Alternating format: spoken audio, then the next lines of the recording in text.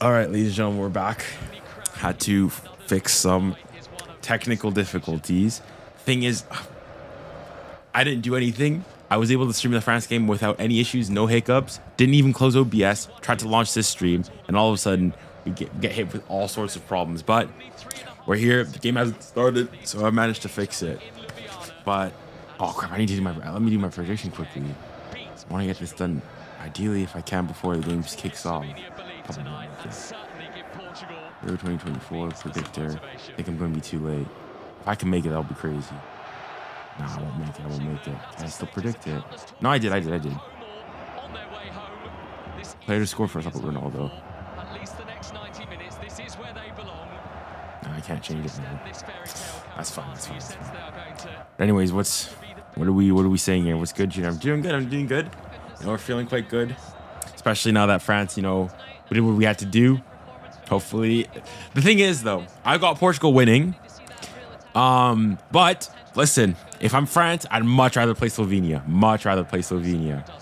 So I think Portugal's gonna win, but I want Slovenia to win, and I'm predicting Portugal to win as well. But we'll have to wait and see. Hopefully, there'll be an upset here. Hopefully, we'll have an upset. Because Portugal, I do not want to have to go and face them. Really do not want to have to go and face them.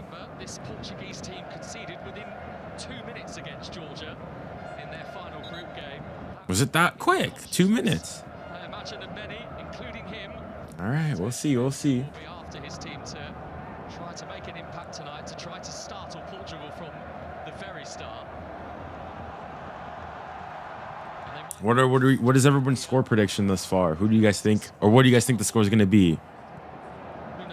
I said, what did I say? I think I said 2-1 in mine. 2-1 for Portugal in my is what I predicted.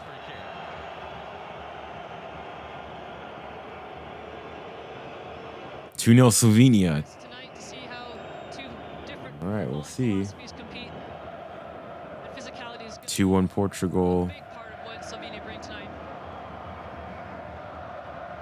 All right, we'll see. Still going, Pepe.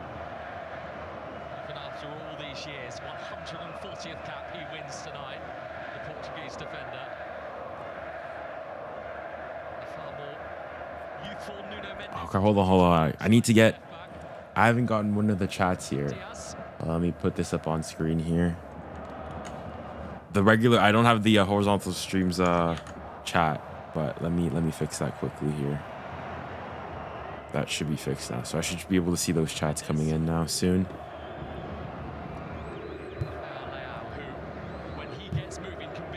2-1 Portugal, 2-1 Bruno 1 goal, Slovenia own goal, 𝐼𝙗. All right, we'll see. 2-0 to Portugal, 3-1 Portugal. But I want Slovenia because we were in good terms with them as a Croatian.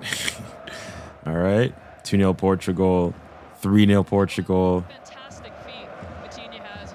Yeah, no, Maka's used to getting scored on by Cristiano. That's true. That is very true. We'll see.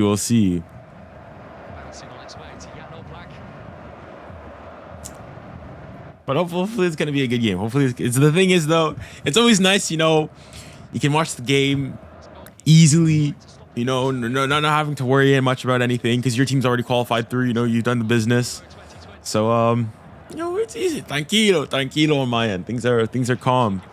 Oh, that was well defended there.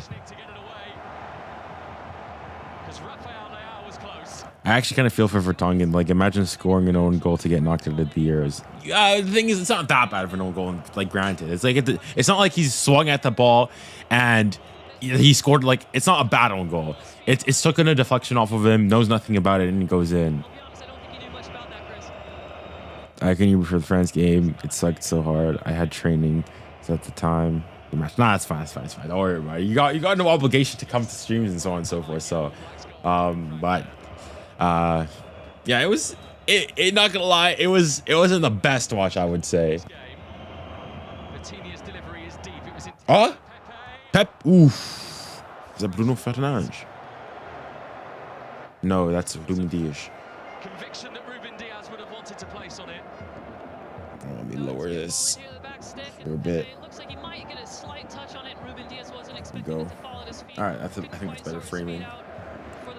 So can you see anything here? No, we're good. All right, just changing the framing here a bit.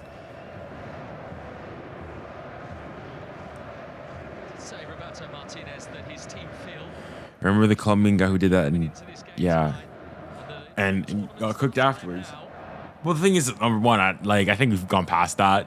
And it's like it's not a bad own. It's not like it's fumbled. It's not like if you told me it was like the thing that Turkey did, that own goal, that's bad.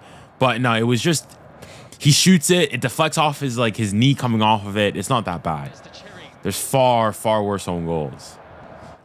To a certain degree, I think maybe the shot's going on target, so I don't even think necessarily should be an own goal. But you know, we'll have to wait and see. Mbappe's still one goal at the Euros. True. Pen. France have not been scoring. The thing is, though, France, they've been like low key. I was gonna say this is the way Deschamps plays is that France don't really give up anything. Like France, the only goal that France has conceded in this Euros is a penalty. That's all they've conceded. As in, I would not be surprised if they have the lowest goals, expected goals against them in terms of what they've got. Excluding that penalty, they've given up very few opportunities. Their defensive, France's defense has been impeccable, unbreakable. So that's a very good positive sign for France there. But the thing is, my concern is that there's not much going forwards though. That's the only thing I've got.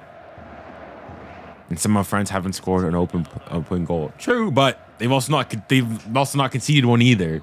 But they might be the first team to have not yet scored an open play goal and also not conceded one and still find themselves in the quarterfinal of the Euros. But the thing is, France too, though, is that this game was better, I think, but they still probably haven't gotten out of second gear. So there's still their potential is still so much higher, and that's the thing that I was thinking would happen is that if they win this game, and now bigger teams you go potentially. Well, we'll see what happens in this Portugal game. But if Portugal win, now you play Portugal in the quarterfinals, and either Spain or Germany in the semifinal. I feel like France, they match the opponent in terms of the of who they're playing against, and also they do. In terms, they tend to have a tendency to do better against teams that are better, in the sense that when you play against a team that's just going to drop, because France. Their play is they're not the team. They can go and dominate possession, tiki-taka, this, that, and the other, but they're a team that likes to go and hit you on the counter. And so doing that against a better team is a lot easier because they're also going to try to play. So if you go and try to match France and play as well, that's when I think they're the most... Ronaldo! That's a bad touch. That's a bad touch from Ronaldo. He has to be doing better there.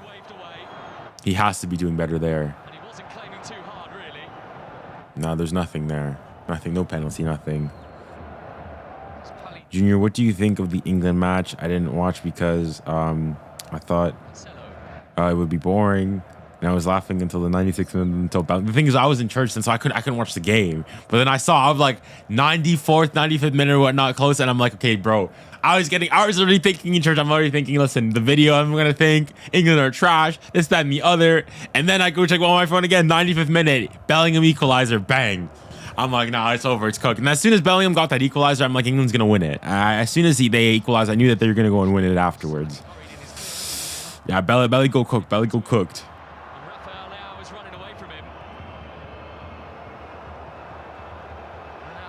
Good skill there from Ronaldo. Well done there from Ronaldo. All right, showing the techers there. Oof. Ronaldo just let them by 𝘃𝐿𝐴. I love that from 𝐒𝐿𝐴. He's not going to give. Now, what do you think about Alphonso Davies to Real Madrid? I don't want him to go. I don't want him to go. For me, he has to stay. Listen, I'll say at Bayern, go anywhere else, even go to Barca. For me, do not go. We cannot have, for the sake of the integrity of football, we couldn't have a Vinny, Mbappe, Alphonso Davies left side at Real Madrid. That's too much. That's too much. That's too much. The pace of use that's too much. That's too much. Can't have that. Can't have that. Great noise as well. Do you think that Spain will win against Germany? So thus far, that's the only prediction I've actually gotten right. That's thus far, because I predicted that both of them would win their group, and then they'd win their round of 16 tie. And I had Germany going through. Thus far, right now, low key, if I had to guess, I'd probably go and say Spain to win it. They've been playing better, but it's a home game. If they go, they find their rhythm and so on and so forth. They could do something. They could low key do something and have something happen there. Get the ball up, clear it, play it safely. Don't mess about in our defensive third. It's not the best of touches there from Ronaldo. Portuguese attack, and what a fantastic challenge that was from 𝐿𝐴. He might be suspended for a celebration. What the cojones ones? I don't think it's gonna be. I don't think so. I don't think so. I don't think it's he isn't going with a fan. It's not. If he does, that'd be yeah. I think that'd be pretty stupid. Should he be doing that? Listen, nah, I don't think so. I think it's fine. Celebration. So Bellingham showed and it wasn't even that bad though. He just if you remember how Ronaldo went with Simeone showed the cojones celebration. He just went one almost like he's grasping his cojones. But it wasn't that bad. He was walking back. I don't think it's that serious. And Slovenia beat them 2-0 in that friendly in March in Ljubljana. I liked Bellingham before. What's changed? I mean, I'm indifferent about him. I think he's good. I don't particularly like him. I don't particularly hate him either. He's a good player. I don't he's very good. I think at the times though, they make him seem as though this guy's the second coming of Zidane. He's not a 10. He's not a 10. They glaze. The thing is, even in that game, he was awful for most of the game. But big moments, big games require big players and then big moments. And in the end, there, most people probably had him I was listening to ESPN FC, and Frank Leboeuf was saying that before, in the 95th minute or whatnot, somebody asked him what they were gonna put his rating down as, and they said 2 out of 10. And then they came back to him and he said after the goal, and what's his rating now? And it's now it's a 7. It's increased because that one thing there, one goal in such a moment can erase everything that's happened before. It's sort of Mbappe's game in the World Cup final. First 70 minutes of that game, he was absolute trash, doo-doo, dog water, whatever you want to call it. But you can't not give him a 10 out of 10 performance after the fact that he's gone and scored a hat trick, penalties, decisive, and everything. So yeah.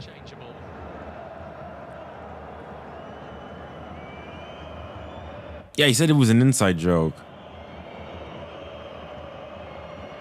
Yeah, I think it might not be classy, so on and so forth, but if we're going and suspending people for stuff like that, come on now, it's care football is what I would say that is.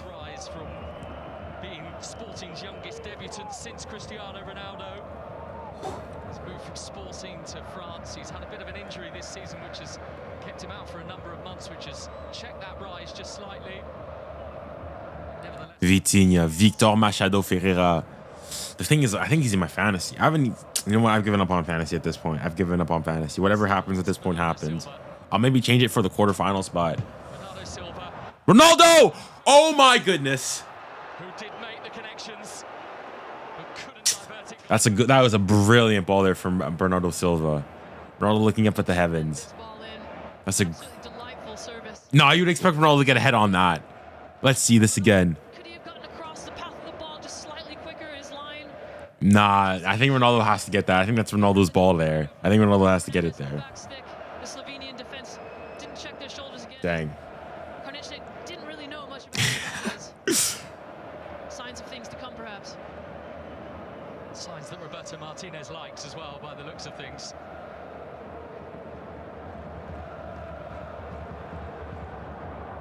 So Sporer.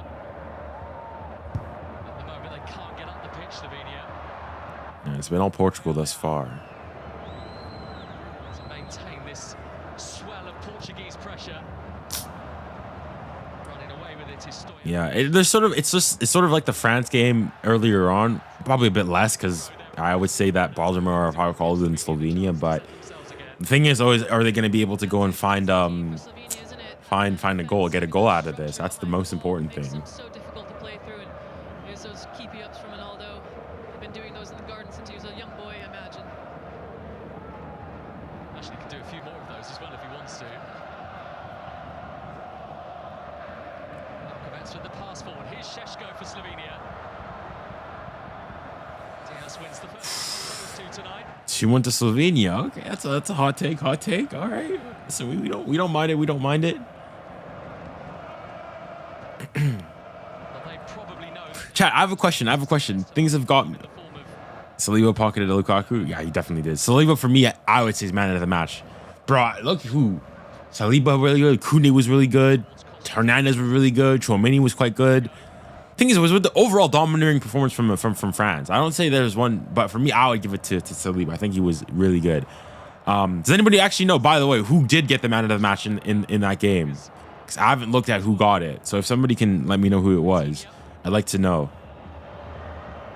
Turn around the corner from Bruno Fernandes. Back in from Bernardo. Ronaldo! Nah, nothing there. Get up, Ronaldo, Ronnie, get up. Up. Anybody know who got man of the match in the France game? Colomwani got it. Is it him? Hold on, let me check on. This Portuguese side is just so fun to watch. Nah, it was Jules Koundé got it in the end. Constantly scanning and looking at how they can assess. All right, I think that's fair. Stretch the midfield apart, occupy the back line, constantly putting the back line in doubt. Wondering where the next threat's going to come from. It's a delight to watch. Yeah. But yeah, that gets me onto my point. I was gonna ask the question, chap. So with Copa America going through, it got me generally thinking, if Argentina go and win the Copa America and Messi's been influential, low key, I can envision a world in which he gets the Ballon d'Or.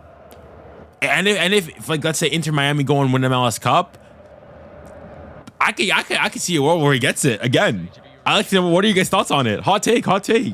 No, listen, would it be fair? I don't know. No, you're stop. Listen, I don't think he should be getting it. But now Messi ain't winning.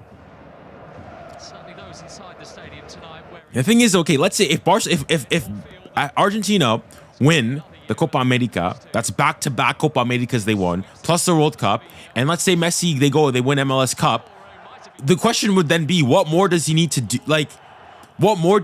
Basically, at that point, it becomes like, if you're not playing in Europe, you're not getting the Ballon d'Or. Is that what it's going to be then?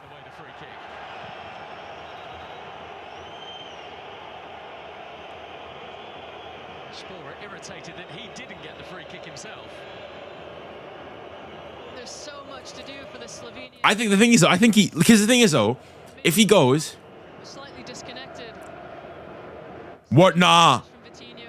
He doesn't touch him. He doesn't touch him.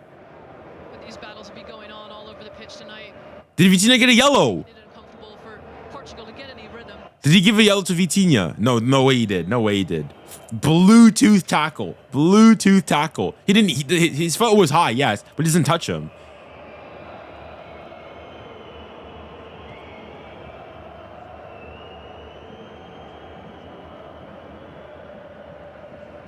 Wait, Ronaldo won 3 UCLs in a row, where he was a big part and didn't win a Ballon d'Or. This is his thinking. No, he won it. And he won it in 2016-17. He won it in 17-18. That would have been that was. But the thing is, he did win it. He did win it. He got a couple then. 20. There you go. If you guys want to watch the game for free, I'm not sure how long it's gonna stay there for, but if you guys want a free way to watch the game, go to this Twitch channel. He didn't win in 2018. 2018 was Luka Modric. 2017, though, I'm pretty sure he won it. 2016 he won it too. 2018 he won it. And then 2015 was Messi.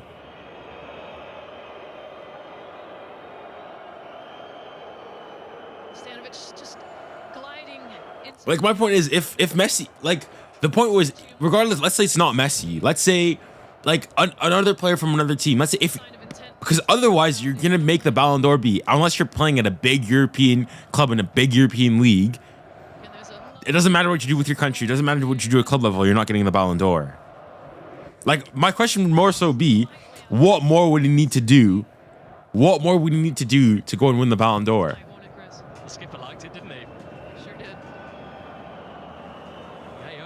Like, let's say Messi gets hat tricks from now on in the Copa America, wins it convincingly, then goes in MLS Cup, wins MLS Cup. So that'll be back-to-back Copa Americas for Argentina, MLS Cup, World Cup in between there. What more would he need to do? Unless you say that Messi just cannot absolutely win the Ballon d'Or at Inter Miami because he's at Inter Miami. Okay, but the thing is, this is assuming he goes and he wins the Copa America. So let's say he wins the Copa America. Would you then say that no, he can't win it?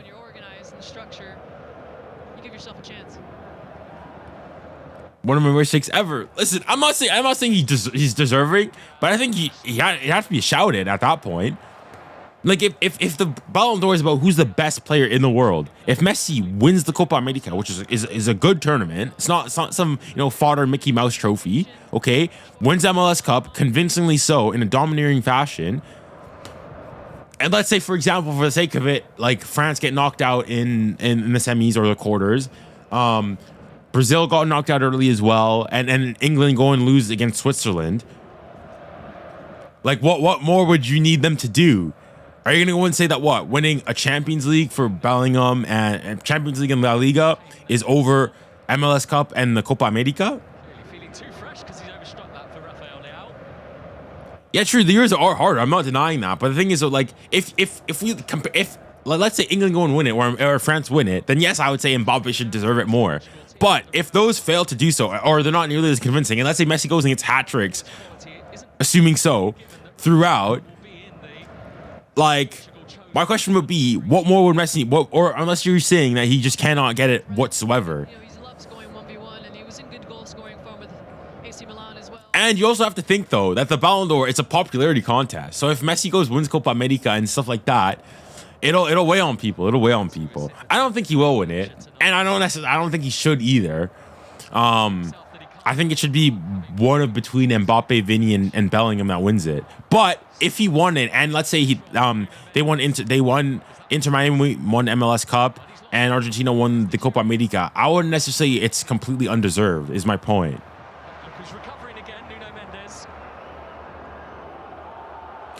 I'm saying as a hypothetical.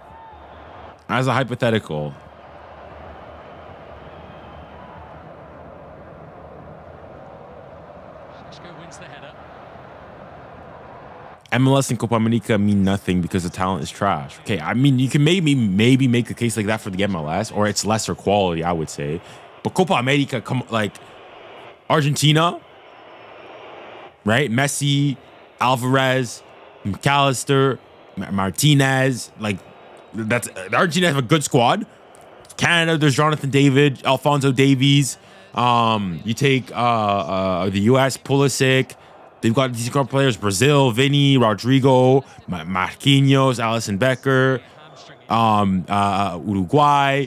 You've got oh my goodness, Darwin Nunez, Ugarte, Araujo. Like the Copa America has good players too there.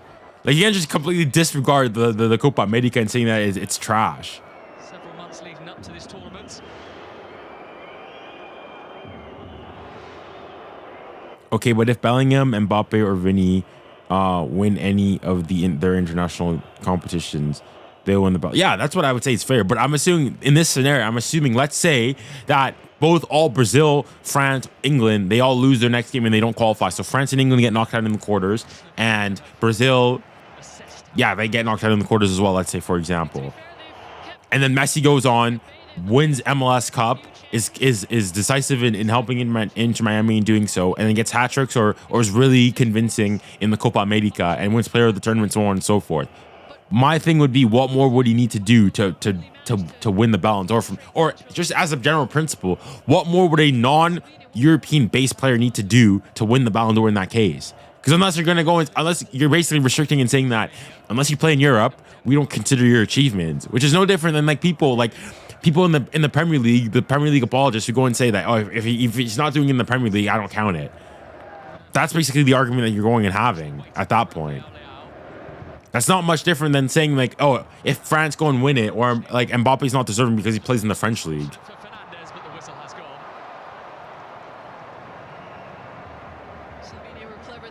The Copa America only basically starts in the quarters, and the USA are doo-doo dog water. I mean, you can make a similar-ish case for the Euros as well, right? As in the group stages, all the teams you'd expect to go through did go through, bar maybe Croatia, right? And then bar Switzerland, beating Italy. All the like you've got Spain, Germany went through, France went through, Portugal's most likely going to go through, England went through. So all the teams you'd expect to go through have gone through. There's been, surprising results and so on and so forth. But bar like the Switzerland Italy game, and even to that, Switzerland are a decent side here, right? So it's not unfathomable that something like that would happen. So you can make a very similar case that the Euros only really, quote unquote, being going to get really, really all that interesting past the quarters.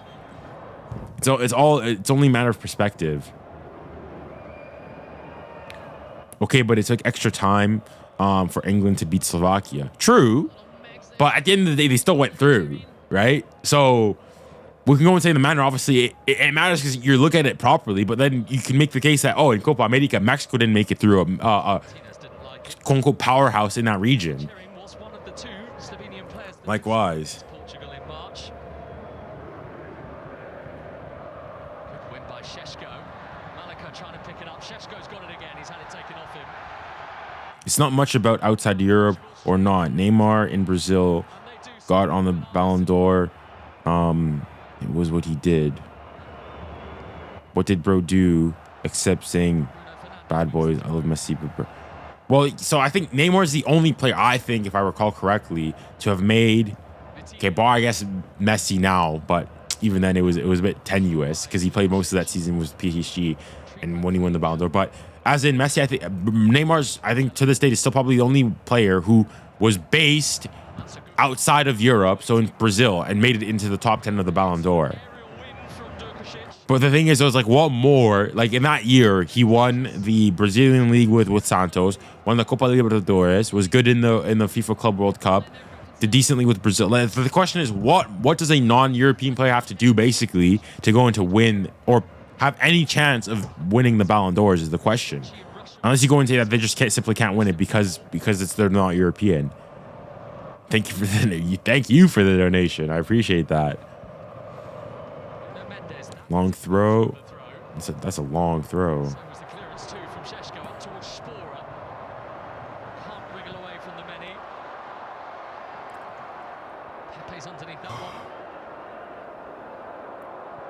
If he's top scorer in MLS and Copa America, which he probably won't be, he still hasn't scored a single goal. And half of the matches have already went by. He should get a shout for the Ballon d'Or. Fair enough. I mean, well, the thing is, it's not just goals, obviously. Like, if he goes and gets like 15 assists and is instrumental and wins player of the tournament, my question is, though, To all those saying that, are we saying that what? If because you don't play in Europe, you simply cannot win the Ballon d'Or? Is that the argument? And if you say no, that you can win the Ballon d'Or playing outside of Europe, what would that person need to do and win?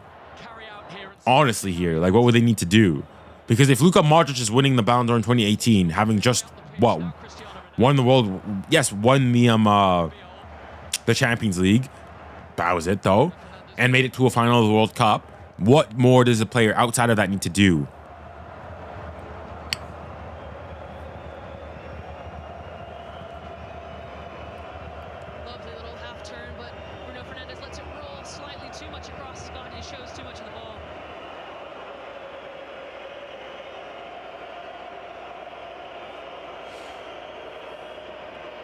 Portuguese players are present inside the Slovenian. Eastern Poland, no. Doesn't come to any of them because it's punted away by 𝐏𝐨𝐫𝐭. It wasn't a great delivery there. Bernardo Silva. It's a better one towards Ruben Diaz. No, they would need to become a top goal scorer and top assist provider, and win the major international trophies. So basically, so the standards are way higher than for. So then you're saying a defender could never win it. A goalkeeper could never win it then. I mean, it's already difficult enough for defenders in Europe and so on and so forth to do so, but forget it for if you play outside of the top 5 league outside of Europe, basically. So basically, we're restricting the Ballon d'Or to only being playing in Europe, ultimately, right?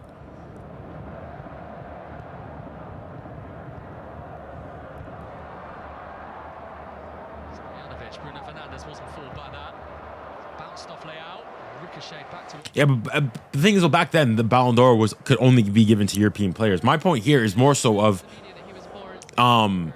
you basically under how things or how public sentiment is, I would say, is that you could never have a non-European based player go on and win the Ballon d'Or, because you just discount. You say, well, yeah, but you're doing it in a lesser league. Basically, is what you're saying. 𝐿𝐵𝐸𝐻𝐵𝐸, what a turn.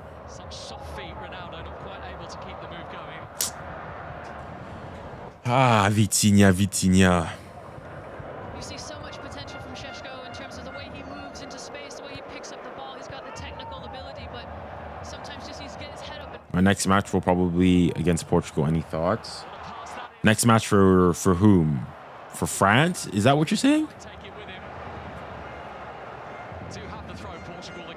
The only good teams in Copa America are Uruguay, Argentina, and Brazil, and I think that Mbappe, Bellingham, Vini have performed way better in the regular season.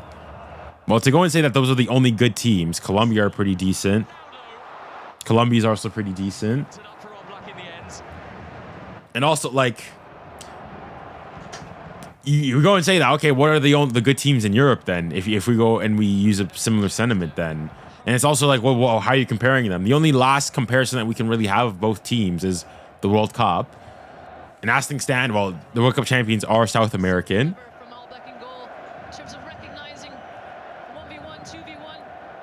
I would still say, like, overall, yes, I agree that the European teams are better. But my whole standpoint here is that basically it's, I would say, a bit unfair to go and to have unlawfully expectations for a team to go or a non-European based player to win it, yet it be so easy or comparatively much easier for a Rafa. Oh, that's a foul. That's a yellow. What a run there. It's a yellow card for the Slovenian defender.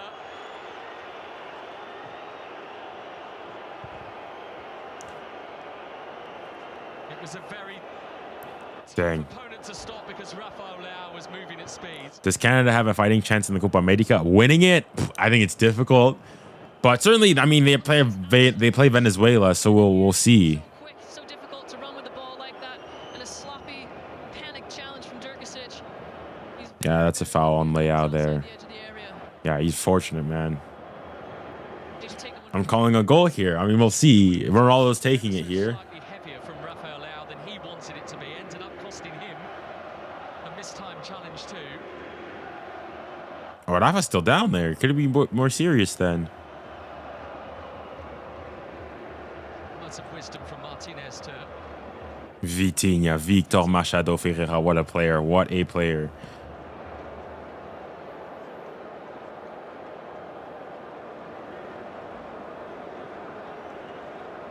But then if they win, they'll play Argentina or Argentina. Most likely Argentina. But you never know. I mean, listen, I think most likely here for Canada, the perspective is getting to the quarterfinals. I would say in your first Copa America already, I think it's already a win. I think it's already a win. Now we'll see. We play Venezuela. You get you. I guess in that game, I wouldn't say we're favorites, but I think technically, according to FIFA's rankings, Canada's higher ranked than Venezuela. So maybe to some degree, you'd say that they're favorites, but we'll have to wait and see. But anyways, here, dangerous free kick here for Portugal. Ronaldo in perfect shooting range. Let's see what Cristiano Ronaldo can do. Free kick from Ronaldo. Oh! Woo! That was traveling. That was not far. That was not far. That was not far. He hit that with venom. And he certainly had 𝐿𝐴 scrambling too. Dang. The exasperation on his face. Oh, just over the bar. Just over the bar. It's not far. I do think he's had that covered as well. The bravery. Yeah, he's got it covered. He's got it covered anyways. Well covered. What a phenomenal. Whew, wow. Dang. Spot on though, because 𝐿𝐴's hand was in exactly the right place where it needed to be. Had that shot from Have you seen the 130 kilometer an hour free kick against Georgia? I did see it, yeah. so many times in the Madrid derby. Rafa. He's feeling it now, Rafael Leao. Well done there, bro. But when Rafael Leao gets going, it's really difficult to stop him. Really difficult to stop him. Who do you think will win the Ballon d'Or, Vinny or Bellingham? I mean, the fact that you're completely circumnavigated Ronaldo and Mbappe in there, it depends. It depends. Basically, I'll say is whoever goes furthest in their international competition, I say wins it. 10 minutes to go then in the first half. That's who I would say. Frankfurt, Canada have been playing really pretty good recently, and I think to get to the semis will be amazing if they somehow get past Argentina. It'd be really unlikely, but the thing is they haven't been playing great. Funnily enough, I would say that Canada's best game thus far at the Copa America was their game against Argentina, and it's the game where they got the worst result in. The other two results, they did not play great. They didn't play, as in you would have expected them to do better. But yeah. Quite well to split the center backs there. Here's that strike again. Honestly, I think 𝐿𝐴 had that covered all the way. The ball does a good job of making it predictable for the goalkeeper. even in a slow-mo, that ball's moving quickly. So quick. Yeah. Why Ronaldo not scoring yet? I mean, you have to ask him yourself, man. He's had the opportunities, but still has yet to score. Tonight when he got off the coach, he was all smiles. Obviously, before we've seen a very stern, focused look on the face of Ronaldo, but maybe time has mellowed him a little. We've said this before. We've said this a couple of times before, but this may well be his last major tournament. Let's see. Do you guys think it's Ronaldo's last tournament? Or do you guys potentially see him also making an appearance in 2026? Kozničnik trying to go with him. Nuno. Rafael Leao. Rafa. Oh, that's Handball. That was deliberate, I think, from Kozničnik. That's why he's getting the yellow. Yeah, that's a yellow. That's a yellow. That's a handball there. Kozničnik knew he was beaten there. He's coming. Leao was in Now he's playing. Y'all think he's playing? No. Yo, that's a bad handball too there. That is such a blatant yellow card there. Oh my gosh. Wow. 24.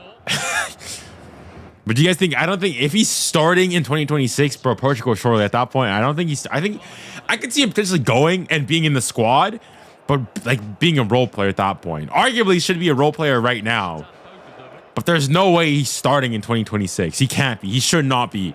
He can't have he's what, 39 now? A 41-year-old Ronaldo starting in a World Cup finals. Nah, forget it. And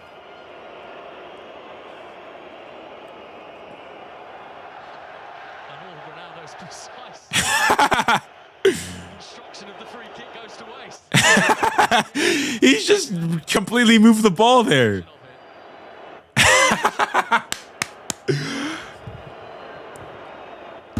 He'd be on the bench. Right, Ronaldo here. Is he going for goal here?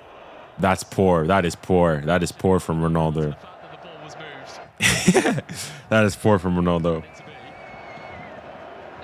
If Portugal win, they have to face France. Yeah, I mean, listen, I'm as a Frenchman, you obviously want Slovenia to win, but listen, as a neutral, you probably want Portugal to win for the bigger game. And Portugal and France obviously have quite pretty big history against each other. But Slovenia coming here, an opportunity. Can they find someone? Slovenia. Well done there from Nuno Mendes. Well done there from Nuno Mendes. Nuno Mendes. Well done. Nuno Mendes. Very well done.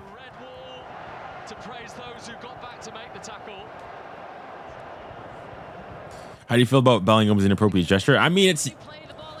Listen, I don't really care. Like, we've seen worse in football. He's walking back. It's not... I don't think it's that deep. Apparently, it was said that it was done towards the...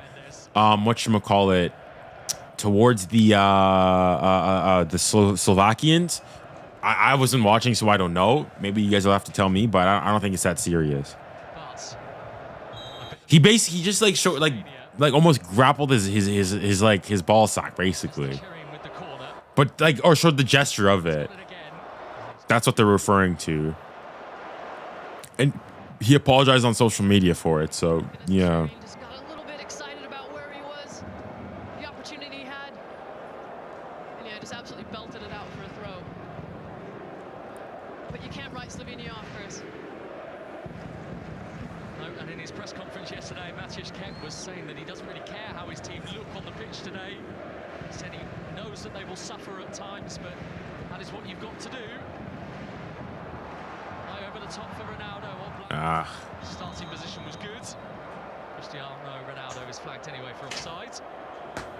It's a great start position there from 𝐒𝐿 as well in the Slovenian goal. Lovely composure, nice touch out. Is he on? He's probably offside anyways. Just made the move a little too soon, Cristiano Ronaldo. Are they seeing Messi in the chat? Nah, that's crazy. Nah, they're trolling. Listen, maybe I heard it wrong. Maybe I heard it wrong, but I heard Messi, the fans chanting Messi. That's wild. Oh, dang.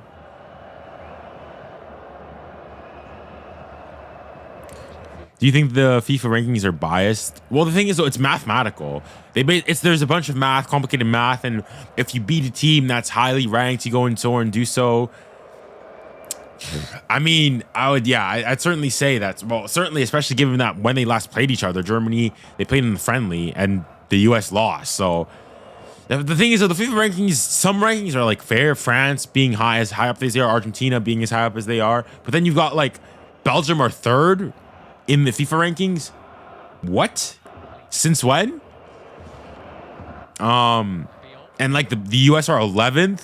Stuff like that is just like, it's also, you have to also think of about that most of these teams can only really play against teams in and around them. So there's that as well. Almost the last one standing. Italy, Croatia, Hungary, they've all gone. Austria, the only country that Slovenia border who are still in this tournament. It's their time to shine. Junior, who do you think has been the best player of the years thus far? Okay, candidates would be Nico Williams, Yamal, Musiala's been up there. Really resolute in their defending Slovenia. Kante's been pretty good. Too stretched out, maybe at the occasional time if the runs come. I don't know. We'll see. I'd probably edge it out right now. That's to Musiala with the amount of goals he scored, so on and so forth. And I think he's been good all around. But yeah, Ronaldo. Oof. Stopped again by 𝐿𝐿𝐶.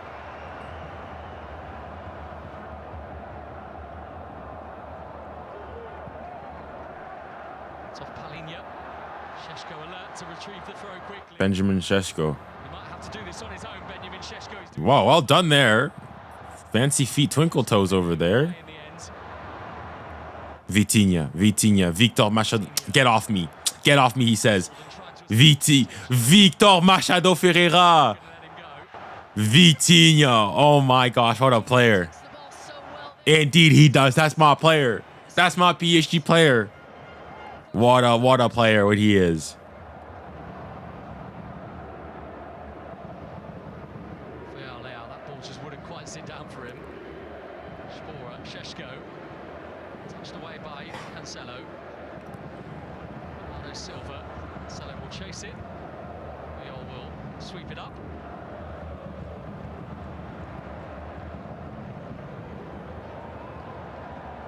𝐶𝐵𝑜RA for 𝐶𝐵𝑜𝑟A. Chesko? No. The fact that he's shooting from there is crazy.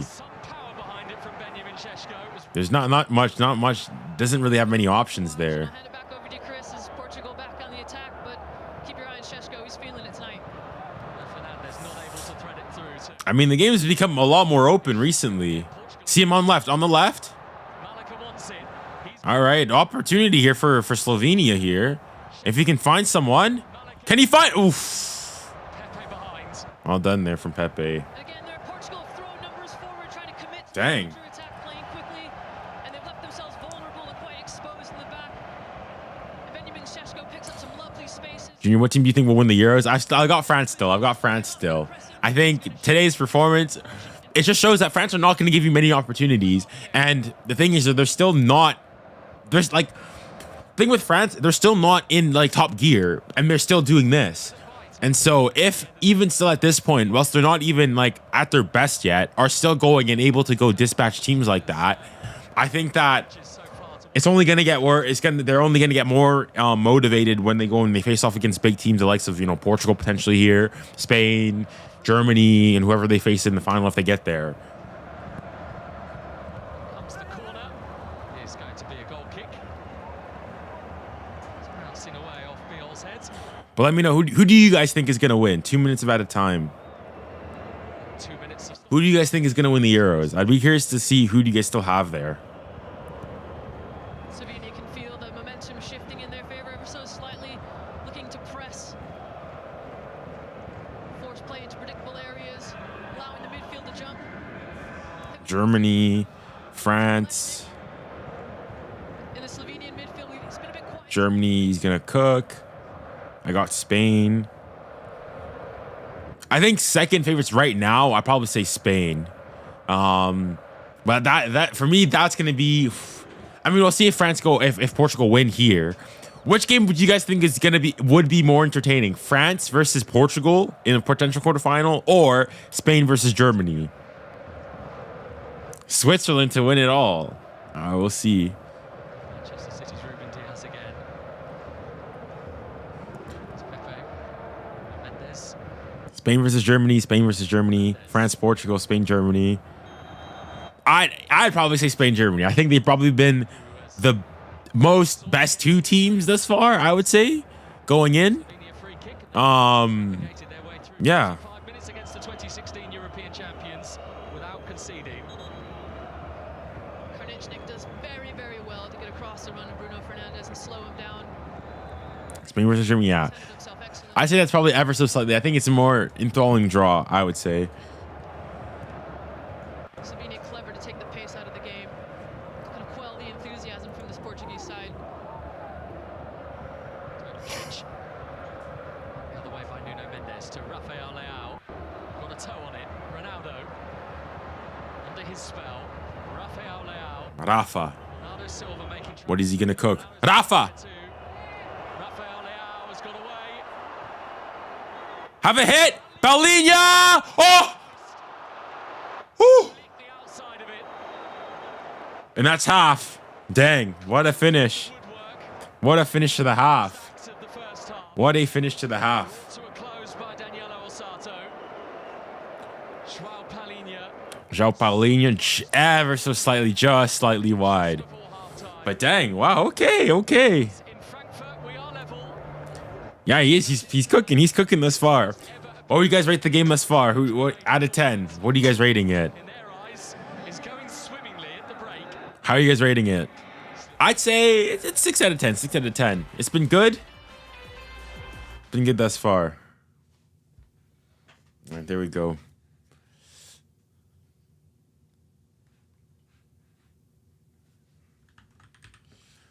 let me get some background music coming here. There we go.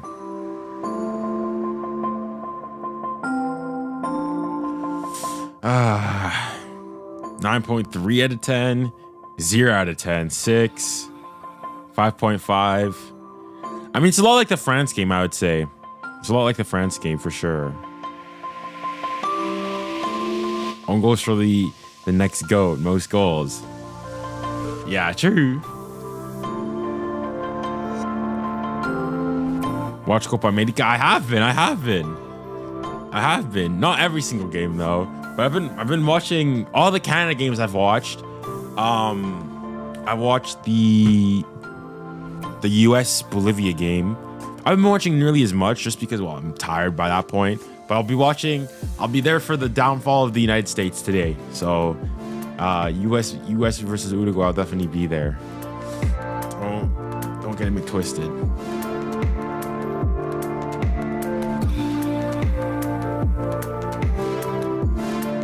What is the Copa America games? I'm like, where to watch them? It depends where you are. In the UK, it's on like Premier Sports. Here in Canada, it's on TSN. In the US, it's on FS1. Yeah.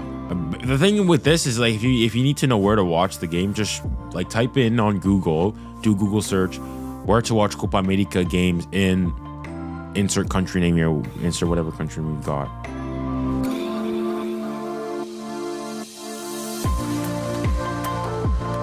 Southgate for the sack. Okay, I want to get on Southgate here because I've really had to think on, you know, everything that's going on, so on and so forth. And to some point, it's like, okay, I understand his tactics. He's not a great tactician. He's a great man manager. That's his strong suit, and that, so on and so forth. But the thing is, too, though, more generally speaking, is like, okay, everything that all the England fans are claiming, everything that they've been wanting, he's sort of gone and like delivered to a certain degree, right? Everybody wanted they want to try Foden, play Foden, Kane, Bellingham. He's tried that. He's taken Saka on the left. He's tried everything. He's implemented Cole Palmer.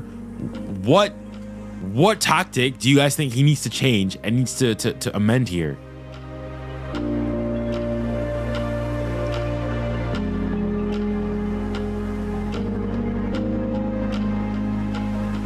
Southgate hasn't been sacked only because he has connections to the royal family. Wow. I'd have to I need some sources on that one. But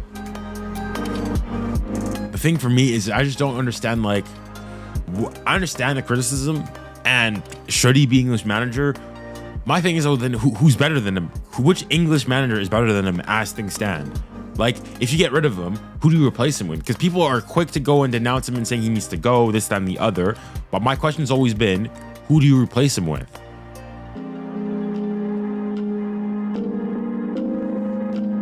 Like, yeah, which English manager is better right now as things stand than Gareth Southgate? Because the only ones I've got is what, maybe you got Eddie Howe, potentially Graham Potter. Is he better than him? I don't think so.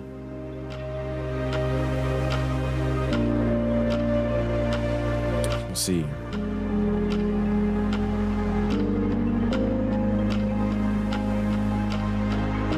Eddie Howe's better. Graham Potter. But the thing is, Eddie Howe, how much better is it really? Because, I mean, Eddie Howe has had one, I'll say, okay, half of a good season last year. Newcastle, what they did going and getting fourth. Okay, this season hasn't been in. Yes, there's been injuries, so on and so forth, but I don't think he's that much better of a tactician. All right. Newcastle going and getting, you know, mid-table this season. Graham Potter struggled with Chelsea. So as in, of course, like, you go, if you start looking at, you know, foreign managers, so on and so forth, but there's no, what managers that are available currently would be better than Southgate thus far, is my thing, right? And like, and also that's like sensible, right? So Mourinho's not on the table anymore; he's gone. Zidane is never going to coach for England, so forget that. How many managers are there available to go and to coach? 𝐿𝐸𝐸. That's what you guys want. 𝐿𝐸𝐸 football.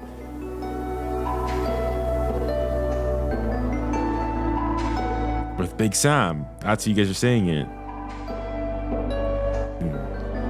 I didn't watch your France versus Belgium stream. How you feel about the team overall? I personally thought they were not good. What, France? I thought France were fine. As in, the one concern I guess I would say is the fact that, I guess, lack of clinicality, and more so the fact that we're not, even in that game, I have to go look. I mean, I want to look at the stats quickly for that game. On SofaScore. My big concern with France is just the fact that in this game more particularly is that we didn't create too many chances. Like, yeah, our XG in this game was 1.02. One big chance. But then again, the thing is that we're also not giving up many big chances. And you're also playing, like, even though I would say Belgium being third is they're a bit overrated. But still, to that capacity, I would still say that I would still most definitely say that all that being said is that we're not giving up many opportunities. Belgium don't look threatening. Like, in every single one of the game, it's not like France have suffered at all. It's just that our lack of clinicality. And the thing that would scare me most with France, I would say, would be the fact that who knows, maybe they go and the game goes to penalty, so on and so forth, and that's how they lose. Because I don't see France right now losing it in regulation. That's how I feel. Do you think Q deserved man of the match? I think so. I think he's really good. I think either him, Saliba, Tchouaméni, I think they were excellent today. I think they were all excellent today.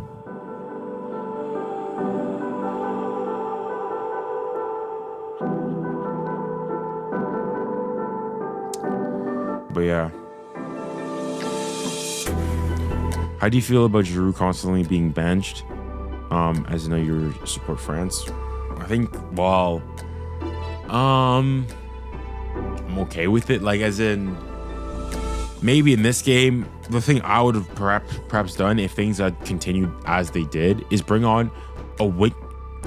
Because when you have Belgium, a team that sits deep like that, that's where you bring on a Giroud and bring on a Barcola or a Dembele and just whip crosses in. Because eventually something's going to stick. France is not a team that's going to go and tiki-taka play. Now, they can every once in a while, but it's not their forte. So you've got direct wingers, go and do that. I think that's what they should be doing. But yeah, that's what I would say. But Giroud, the thing is though, I don't think he should be starting, frankly. But should he have made a cameo today? I guess in the end today we'll go and we'll say this, that, and the other. But today, Deschamps, the one substitution he did make with Colomani coming on, I'm not gonna lie, you guys can go back up to my stream. I wasn't a big fan of it, but it's paid him well. He's the one who creates the goal.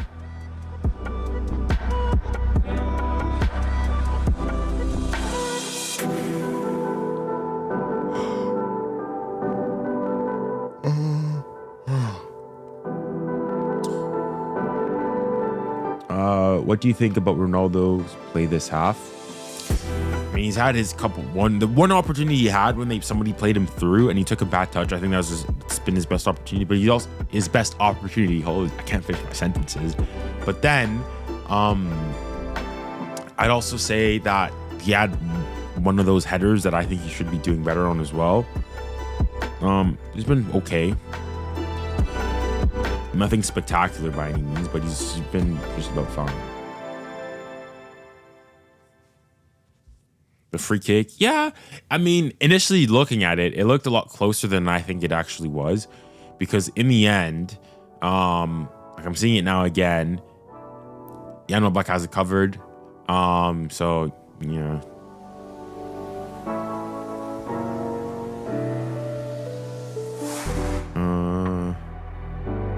Who do you think is gonna win between Austria and Turkey? I think Austria have been really impressive in this tournament. Obviously the slow start against France, but you know, anybody would lose to France. But then afterwards, going convincing win against Poland, and then a solid bounce back victory also against the Dutch, and then they topped the group. So yeah, no problems there. Who do you think is going to win the Euros? I'm sticking to it. I think France is going to do it. I think they're going to grow in confidence. I think today's result just shows that even though things are not firing at the top end of the pitch, defensively, I just don't see. Granted, we'll see if when we get tested by better opposition. But thus far, it's been nobody's been able to shake the defense. The only goal France have conceded in this entire tournament thus far was a penalty. So I'm confident in that sense. We'll see if when we play a team with more firepower, especially if we go and play Portugal.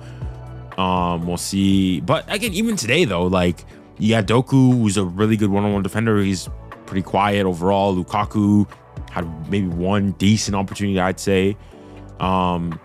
Like Belgium didn't really generate many opportunities. And France looked good overall.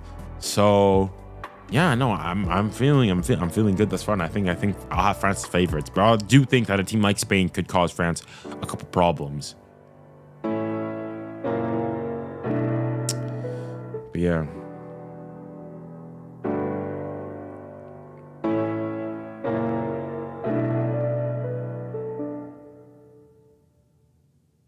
Can the Netherlands win the Euros? I guess they could. I don't see them doing so though. I just think that yeah, no, I just don't see them, unfortunately. I think that especially a game against France, if they play against France or a team that can like boss possession, I think they're gonna struggle. And then they lost against Austria. I think they could get to a semi-final, which would be, I guess, pretty decent for them. But I don't see them going in and winning it all. I don't think, unfortunately. Who do they play even against? I think they play Romania. Is it? Yeah. Euro 2024. Is it tomorrow? Yeah, Romania versus the Netherlands tomorrow at 11 for me here. Yeah, I don't see them going. The thing is though, the draws panned out quite decently for them, as if they go on and win. So if they beat Romania and Austria, then they play Austria again as a sort of rematch again.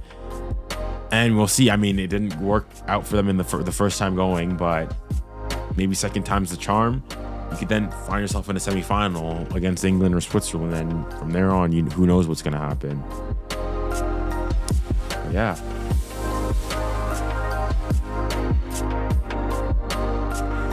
That's all.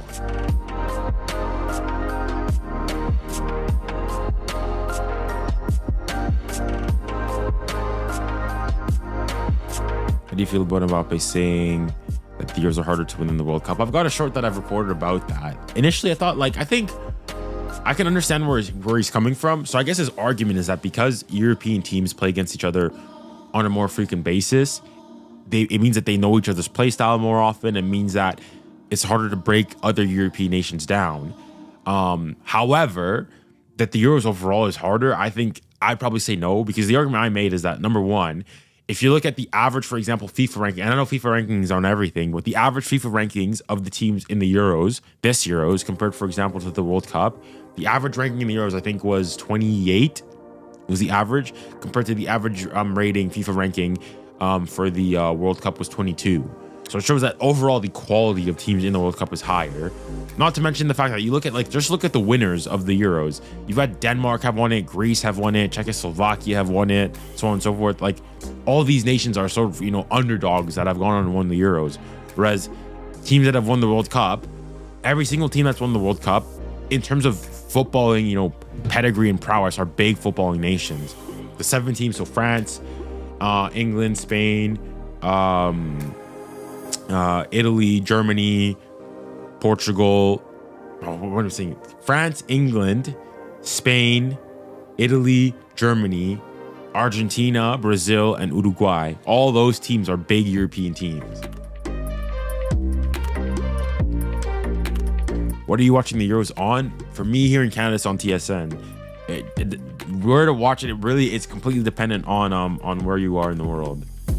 But the second half is about to get started here, so let's get going. Final, but Greece did not read the scripts.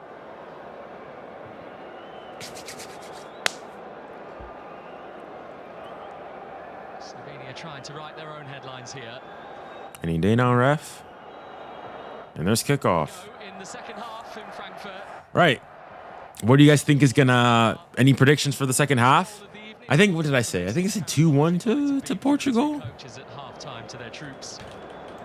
Obviously, I think Slovenia need to do more of the same, and that's probably what the message would have been at halftime, reinforcing the fact that there was good structure behind the ball, patience in build-up when they had the opportunity to. And I said 2-1 to Portugal. I don't think it's. I think it's gonna be a 1-0 game, maybe a 2-0 game.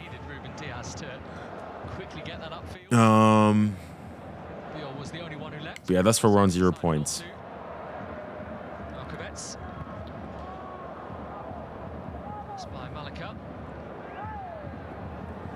Dang! Oh, I got the England result 100% correct. I said 2-1 to England. The thing is, I said that they would score first and Harry Kane would score first, but that didn't happen. But you know what? I'll take that. I'll take that.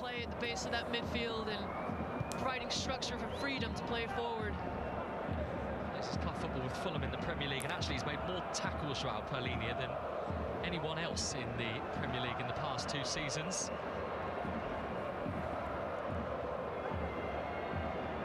This is Vitinha, who was far more about playmaking than any robust challenges. My prediction is 1-0 to Portugal. All right, okay. 3-2. I'm not. There's not gonna be 5 goals in the second half. Ah, João Cancelo. Can he find someone?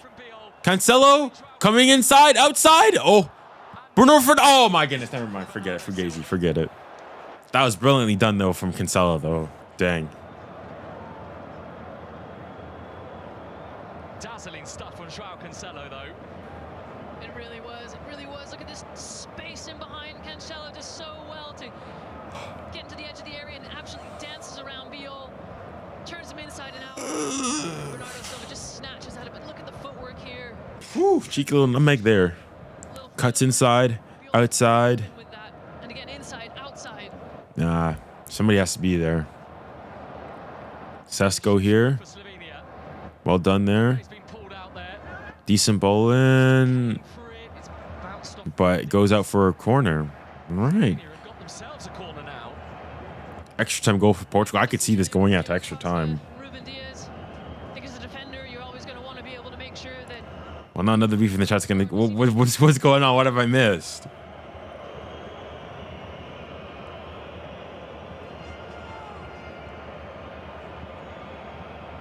What was said? First corner of the second half then. A Slovenian corner. That Cancelo one was a thing of beauty. Yeah, it was quite nice. Romania. Well, I went for the spectacular there.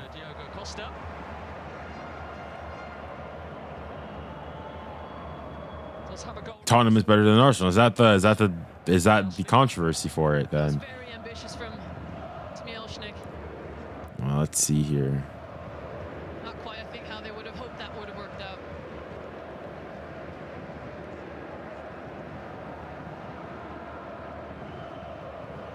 I've missed it. I think my chat's gone. It's gone too far through. All about possession so far. Portugal in this tournament, in their 3 group games, they averaged 67. Should be most of the things.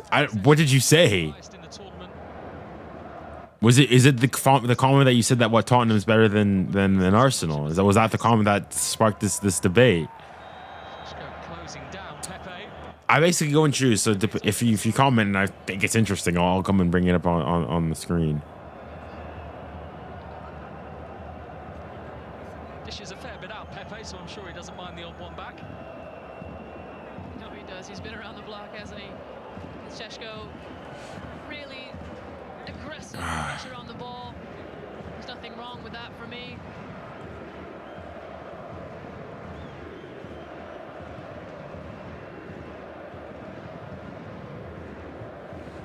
Just a sign of intent, really, from Slovenia in terms of their belief. Probably would have messages about maybe taking a bit more risk, getting higher up the pitch. But to be fair, they've done a very good job of protecting that midfield, making Portugal play around the block. Coach Maciej Kek, his stock could not be higher in Slovenia. What's the comment here? Somebody asked me about France in the quarterfinal, but my chat's gone. The comment's already gone. Which was in 2010. the sort of acclaim he would receive if Slovenia were to knock Portugal out tonight. What?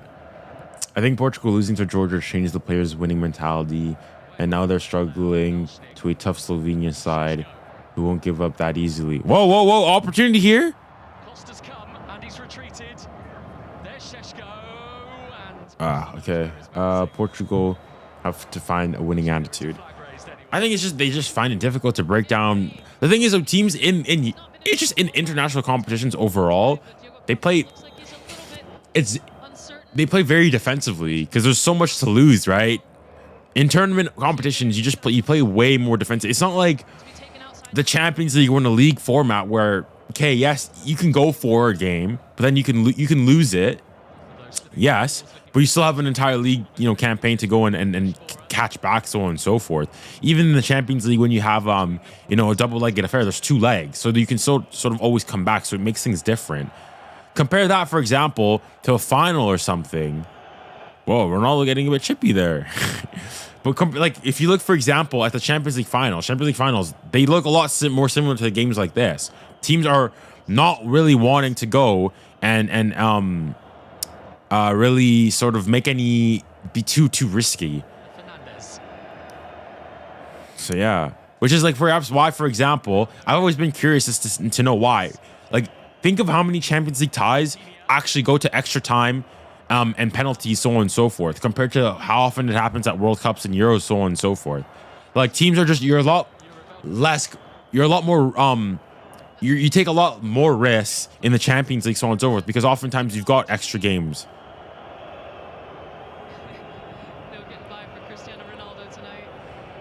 Why do you glaze on Canada? I don't think I glaze on Canada. I think I'm pretty objective with Canada. I think I say, well, as in I'm biased, obviously, yes, but I don't think I glaze them necessarily. I'm not saying Canada's the best team, to ever touch grace the pitch and so on and so forth. I thought they had a good campaign. They did what they needed to do, not play the prettiest football. I think I've been, all things considered, pretty objective about the way Canada played.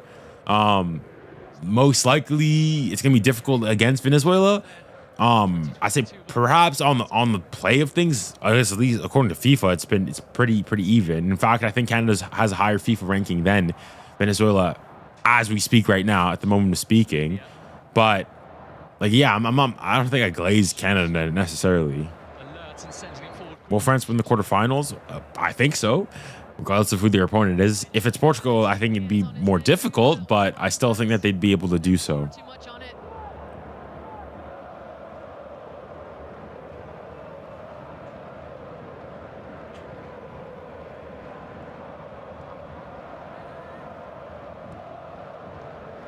Vitinha switches the play to Bernardo Silva. Bernardo Silva takes his man on one-on-one. Silva to Cancelo. Cancelo. Ooh, that's nothing there. He's ran into him. Cancelo with it again.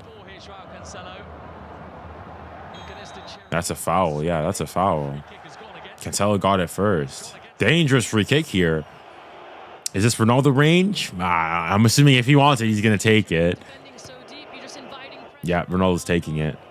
And if you miss time a challenge or a clearance, does he? In this case, it goes against you, but Cancelo is an absolute nuisance down this right side along with Bernardo Silva. Loki, and I'm looking back at that foul. He's not trying to get the ball there, and he's trying to stop him.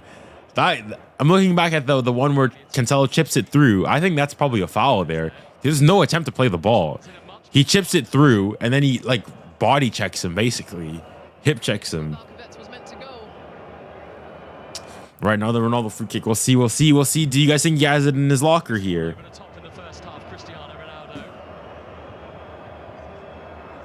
Are we seeing vintage Ronaldo here? Trust me, he's smashing into the back of the net. All right, we'll see. I'll let you cook. All right. Ronaldo, Fernandes, and Bernardo Silva. Ronaldo! Woof! Right at all black, but it struck with venom. It was right at him. And he'll be grateful for that, Jan Oblak. Yeah. So brave for a goalkeeper to player, try to expect the strike to go one way or the other, especially. Bad ball there from Pepe. It's very well done from 𝐿𝐵𝐿. So well done from Pepe. That was ragged. I just went for power there. He did see it very late. It's right at him. Portugal separates. Not in all fairness, not a great free kick. He struck right at him. Just went all power, no placement. Stand his ground and stay set. But yeah.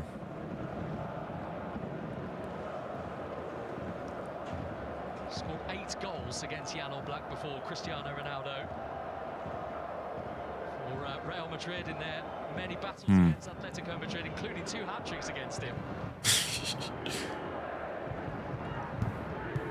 Way through so far tonight. Okay, Cancelo, bringing up the attackers. We like that. We like that. Silva, Cancelo has stayed forwards. Has he timed his run right here? Well done there from Cancelo. Can he find someone? Sets it back. Vitinha. Paulinho. Ah. Defended bravely. That was very brave defending indeed. Fantastic invention from the Portuguese inside the Slovenian. That was well worked though from Portugal, So unfortunate they just didn't quite. but just not enough. But lovely little back heel there. It's a creative. But of course, you got to back your club, your midfielder, Victor Machado Ferreira. What a player he is. You're starting to see Portugal step in now to the midfield. How do you feel about Davies playing in the left wing position for Canada? The thing he's played both. The thing is, when like initially growing up, he was a left winger, and it's at Bayern where they turned him and converted him into a left back, an attacking left back, but a left back nonetheless. And then now for the national team, the thing is though is that the fact that he goes forwards, he sort of played both. In most of the tournament, I'd say he's probably played mostly. He's actually been pretty 50-50. Against Argentina, he played left back. In the 2 friendlies, he played at left back. So it'll be interesting to see, because if the thing is, Sam Adekugbe, who's another left back for Canada, has been injured, and so if he's back, I think then they probably push him further forwards. But I think they'll keep him at left back.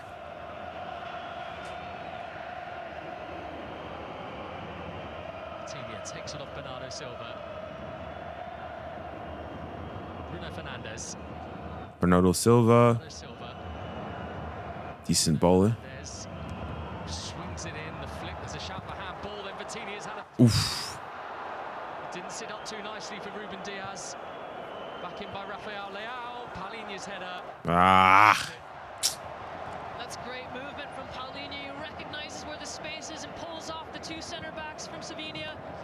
Creates a wonderful opportunity for him to get on the ball, but nothing comes from it, unfortunately. 𝐿𝐵𝐿 down the other end is working Slovenia into a position of deep inside Portugal's half. Dang. Hasn't quite clicked for Portugal, but you sense it is so close to knitting together. It really is. The opportunities are coming, but we see the emergency defending there, the desire, the passion for the Slovenian defense to make those. Oh, I see the stats of this game. Have been there all night. Set pieces. I mean, Portugal haven't really created many clear-cut chances. They haven't had a big chance. XG 0.67. So for all the possession and all the shots that they've had, I think they've only had 1 shot on target. Clever midfielder, 𝐾𝐨𝐵𝐿𝐾.